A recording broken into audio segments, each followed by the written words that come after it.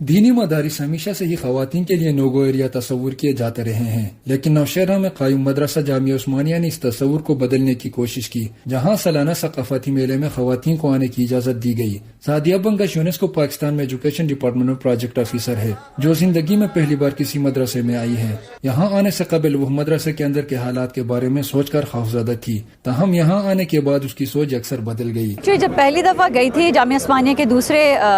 جو ان کا انسٹیٹیوٹ ہے پشاور میں، تو مجھے تو سب سے پہلے یہ مسئلہ تھا کہ ایک وہ میل مدرسہ تھا اور مجھے یہ نہیں پتا تھا کہ میری ایز اے فیمیل وہاں پہ ایکسیپٹنس ہوگی بھی کہ نہیں۔ لیکن میرا جب فرسٹ، میں آپ کو کہوں گی، جیسے میں انٹر ہوئی، جتنی رسپیکٹ سے انہوں نے مجھے ویلکم کیا اور جتنا اوپن ہارٹیڈلی انہوں نے کہا کہ آپ پورا مدرسہ گھوم کے آئیں، آپ سب سے ملیں، آپ سب سے بات کریں، تو میرا تو اپنا امیج، سب سے پہلے تو میرا امیج چینج ہوا ہے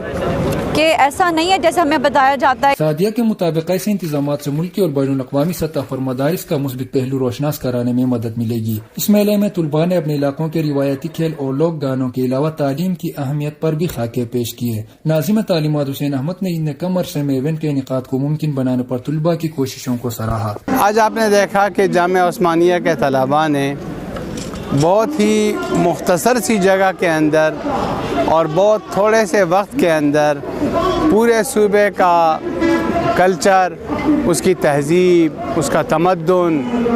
علاقائی روایات، علاقائی کھانے اور خاص مخصوص خوراکیں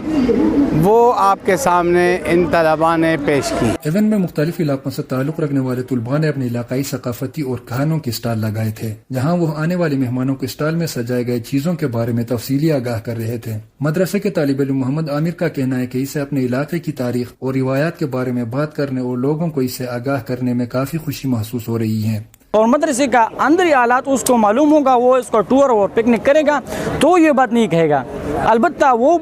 شخص وہ بندہ یہ بات کرے گا کہ مدرسے کے اندر منفی تاثرات ہیں،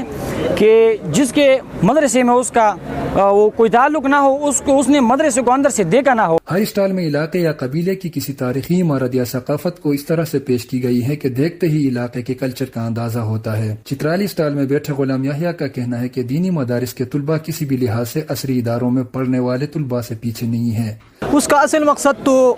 پہلا تو یہ ہے کہ اپنی جو ثقافتی رواج ہے، ثقافتی جو طور اور طریق ہے، ان کو اپنانا ہے، کہ یہ ہمارے بڑوں کے